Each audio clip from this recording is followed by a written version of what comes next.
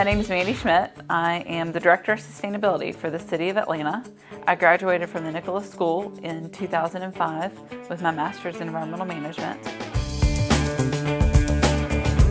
When I was at Duke, I was very involved with launching the new energy program under the direction of former Board of Visitors Chairman Simon Rich. I worked closely with Simon to create the Duke University Greening Initiative as well as the new energy track. Duke University Greening Initiative was started by fellow students Justin Siegel, Anthony Vitarelli, and myself with the support of Simon Rich. Our vision was to get Duke to say that all their new buildings would be LEED certified. And when we went and asked the Executive Vice President, Tallman Trask, to make that happen, he said yes without blinking an eye. So the Duke University Greening Initiative was born by Duke pledging to only build green buildings. They were pledging to create a built environment that was different.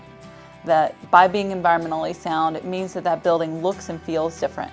So you see a lot of bike racks, a lot more windows so that there's a lot more natural lighting. Materials are used differently. Concrete that may be pervious versus impervious, or more recycling. Then I was able to come down to Atlanta to do a macro trends analysis of what was driving the metro area, looking at specific initiatives that would really revolutionize the region. The Beltline is and was the leading opportunity to truly improve the metro Atlanta area. Atlanta is the poster child for sprawl, but the Beltline is our opportunity to go back in these 45 neighborhoods that compose the city and design it how we want it to be. The Atlanta Beltline is a 22-mile loop of railroad track, and that rail is going to be turned into a light rail system, a system of parks, walking and biking trails that will loop the whole 22 miles.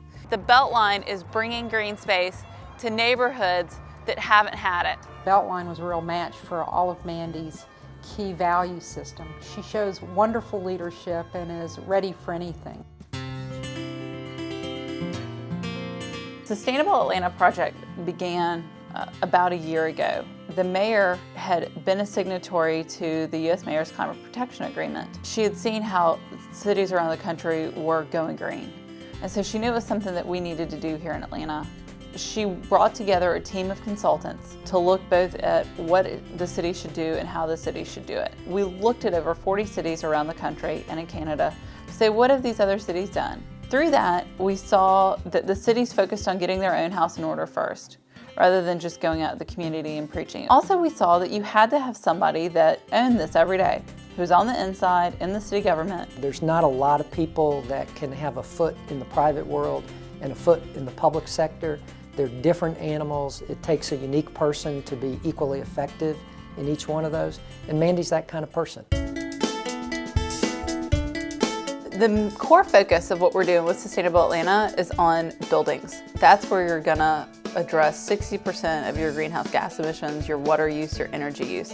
So our main focus is on building green buildings. The city passed an ordinance in 2003 stating that all new city buildings would meet silver LEED standards. For our existing stock of 300 buildings, we're focusing on improving the energy efficiency in those so that we decrease the amount of energy we use, decrease the amount of water we use. But we're also looking at things that impact the employees that work here. So we have a big push to increase the rate of community alternatives. We're making sure that what the city buys is green. We're increasing the number of LED traffic lights around the city because LEDs use 90% less energy. We're working to green our fleet. So our focus is on improving these key strategic areas.